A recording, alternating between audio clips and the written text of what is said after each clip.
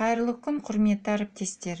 Пән мұғалімдерінің қажеттіліктеріне орай түсінік беруді қажет ететін сұрақтар мен мәселелерді талқылау, қарастыру мақсатында сіздерге қысқа мерзімді сабақ жоспарын құрылымдау, биология пәнінен қалыптастырушы бағалауға арналған тапсырмаларды құрастырудың ерекшеліктерін қарастыру тақырыбындағы аудио сабағымның таныстырылымын ұсынамын. Қысқа мерзімді жоспар немесе сабақ жоспары мұғалімге сабақты тиімді құруға көмектеседі. Ол үшін мұғалім тақырыпқа сәйкес оқу материалы мен сабақтағы әрекетті мұқият іріктеп алып, сабақ жоспарлауды бастағанда сабақтың мақсатын, бағалау критерийін, құндылықтарға баулу, тілдік мақсат, пәнаралық байланыс, алдыңғы білім және қалыптастырушы бағалау тапсырмаларын құрастыру қажет. Осы орайда пәнаралық тақырыптар оқушыларға анағұрлым күрделі идеялар туралы түсінік қалыптастыру үшін алып жатқан білімін алдыңғы біліміне негіздеуге мүмкіндік береді. Қысқа мерзімді жоспарды құрастырғанда пән мұғалімі сабақ тақырыбына сәйкес біріншіден оқу бағдарламасы мен оқу жоспарында көрсетілген оқу мақсаттарын басшылыққа алуды ескеру қажет. Яғни оқу бағдарламасында оқу мақсаттары кодпен берілген. Мысалы, 7-ші сынып, 1-ші бөлім, 2-ші бөлімше, 2-ші оқу мақсаты деп. Екіншіден, сабақтың мақсатын анық тұжырымдау, яғни нақты өлшемді, қолжетімді, шынайы мақсаттар қоюды ескеру қажет. Үшіншіден, оқу жоспарында көрсетілген барлық жаттығуларды, әдістемелік кеңестерді, ресурстарды мұқият зерделеуді ескеру қажет. Осы үшінші ескертпеге тоқтала кетейік.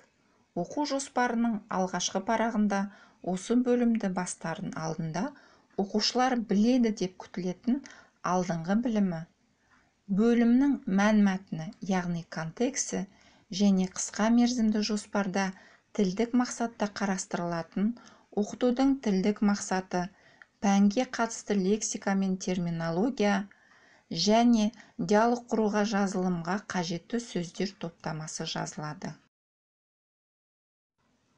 Сонымен бірге оқу жоспарында бөлімнің қысқаша сипаттамасы, оқу бағдарламасында ұсынылған оқу мақсаттары, сондай-ақ осы мақсаттарға қол жеткізу үшін мұғалім мен оқушыларға ұсынылатын жаттығу түрлері де берілген.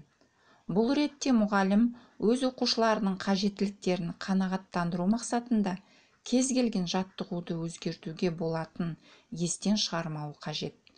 Айталық, жаттығудың өзінің жағдайына анағұрлым сәйкес келетін немесе лайықты басқа жаттығумен ауыстыра алады. Сондай-ақ сабақта қолдануға болатын оқу ресурстарының үлгілері ұсынылған. Мысалы, интернет көздері, мәтіндер, жаттығулар, бейне және дыбыс материалдары және тағы басқа ресурс көздері. Тапсырма құрастыру кезінде нені негізге аламыз? Оқу бағдарламасы және оқу жоспарына, ол туралы алдыңғы слайдта тоқталдық. Құрастырылған бағалау критерийлеріне, ол Блум таксономиясына негізделіп құрастырылады.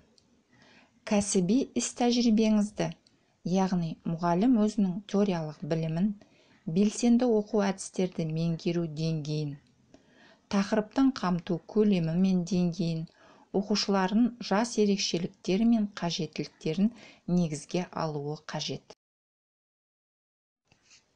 Тапсырма құрастыру кезінде нені ескеру қажет? Біріншіден, бағалау критерийлерінің оқу мақсаттарына сәйкестігін. Екіншіден, ойлау дағдылары деңгейлерінің бағалау критерийлеріне сәйкестігі.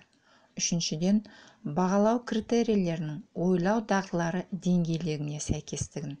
Төртіншіден, тапсырманың оқушыға түсінікті болуын. Бесіншіден, тапсырманың оқушының жас ерекшелігіне сәйкестігін. Алтыншыдан, дескрипторлардың тапсырмаға сәйкестіктерін ескеру қажет. Бағалау критерийіне тоқталайық. Мысалы, 10-шы сыныптың Цитоплазма және оның мембранасыз органоидтері деген тақырыбын алайық. Осы тақырыптың оқу мақсаты берілген. Біз оны оқу бағдарламасы немесе оқу жоспарынан, яғни орта мерзімді жоспардан аламыз. Осы оқу мақсатқа слайдта көрсетілгендей бағалау критерийлері құрастырылған. Құрастырылған бағалау критерийлері оқу мақсатына сәйкес келеді. Осы тақырыптың бірінші бағалау критерийіне сәйкес, мәтінді пайдаланып кестеде берілген цитоплазманың мембранасыз органоидтерін қызметтерімен сәйкестендіріңдер деген жабық тапсырма құрастырылған. Мұнда тапсырма бағалау критерийіне және оқу мақсатына, ойлау дағдыларының білу мен түсіну деңгейлеріне сәйкес құрастырылған. Тапсырманың құрастырылған дескрипторына тоқталсақ, осы тапсырмаға сәйкес келеді. Тапсырманы орындатуға негіз бола алады. Мұнда берілген 6 цитоплазманың мембранасыз органоидтерін олардың қызметтерімен сәйкестендіреді. Осы тақырыптың үшінші бағалау критерийіне ойлау дағдыларының талдау және жинақтау деңгейлерінде жоба құрастыруға байланысты ашық тапсырма берілген. Оқушылар тапсырмада берілген органоидтердің микрофотосуреттеріне қарап, құрылысы мен қызметін түсіндіреді. Жұпқа бөлініп, жасушадағы таңдап алған органоидтердің қызметі мен құрылысын анықтап, ақпараттық жоба құрастырады.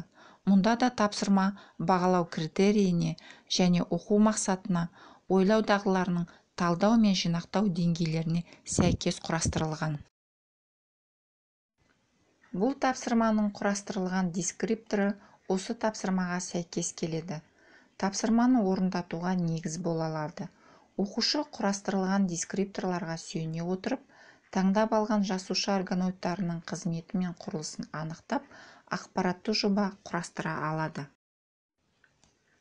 Құрметті әріптестер, осы қарастырылған ескертпелерді негізге ала отырып, таңдап алған тақырыбыңыз бойынша қалыптастырушы бағалау тапсырмаларын құрастырып, көрсетілген электронды поштаға жіберулеріңізді сұраймын. Назарларыңызға рахмет.